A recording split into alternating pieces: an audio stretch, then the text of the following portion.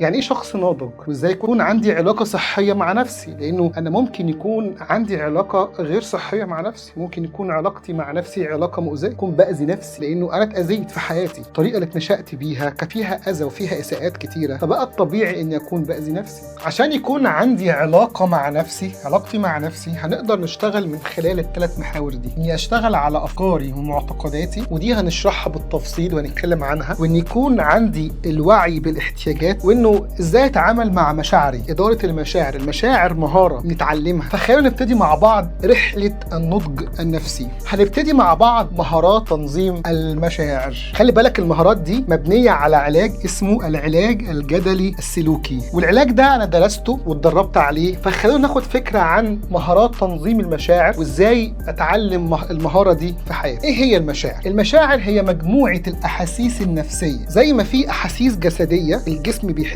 بيها بالحر بالسقعه، بتحس بالجوع انك جعان، فده اسمه احاسيس جسديه او مشاعر جسديه. كمان في احاسيس نفسيه العقل بيستقبل بيها الاحداث والمواقف اللي بتحصل من خلال الاشخاص، فالتفاعلات اللي بتحصل في المواقف بينتج عنها مشاعر بنسميها احاسيس نفسيه. هم 5 مشاعر اساسيه: الخوف، الغضب، الحزن، الدهشه، الجوي، والاشمئزاز. دي المشاعر الاساسيه، بيطلع منها مشاعر ثانويه زي الشعور بالخزي والشعور بالذنب، الشعور بالتوتر والقلق. وفي ميكسات مشاعر زي الاكتئاب. الاكتئاب بيجي نتيجه ميكسات مشاعر مع بعضها. المشاعر ليها وظيفه محدده. الله لما خلق الانسان وخلق جسم الانسان، كل عضو في جسم الانسان بيكون ليه هدف معين وليه وظيفه معينه بيقوم بيها، والوظيفه دي بتكون مكون من مكونات الجسم كله. نفس الكلام في المشاعر. المشاعر مكون من مكونات العقل على المستوى النفسي والوجداني. احنا عندنا افكار وعندنا مشاعر وعندنا غرائز، والمشاعر ليها وظيفه معينه. المشاعر هي مرسال، رسول. المشاعر جايه تقول لك رساله معينه عن حاجه جواك، حصل موقف معين وانت ماشي في الشارع، شفت كلب وانت بتخاف من الكلاب، رد فعلك انك بتعمل ايه؟ بتجري. فالخوف هنا ادالك رساله انك شفت حاجه بالنسبه له هي خطر، فبيعمل ايه؟ اجري. فالمشاعر رسول جاي يوصل لك رساله معينه. انت بتتعامل ازاي مع الرساله دي، بتستقبلها ازاي وتشوفها ازاي، دي حاجه تانية. لكن هنا المشاعر دورها ان هي تعمل ايه؟ توصل لك الرساله. فلو انا قدرت من خلال المهاره دي اني اسمع ايه هي الرساله، ايه اسم الشعور اللي حسيته دلوقتي، وانا حاسس بايه دلوقتي، واقدر افهم الهدف من الرساله دي، الهدف من الشعور ده ايه. هنا انا خفت، فالهدف اني اعمل ايه؟ احمي نفسي او اجري. فالخوف هنا هدفه انه يقول لك خد رد فعل مناسب للحدث، هو وظيفته ان يوصل لك الرساله دي. انت هتتعامل ازاي مع الرساله ومع المشاعر دي؟ ده اللي احنا هنتدرب عليه.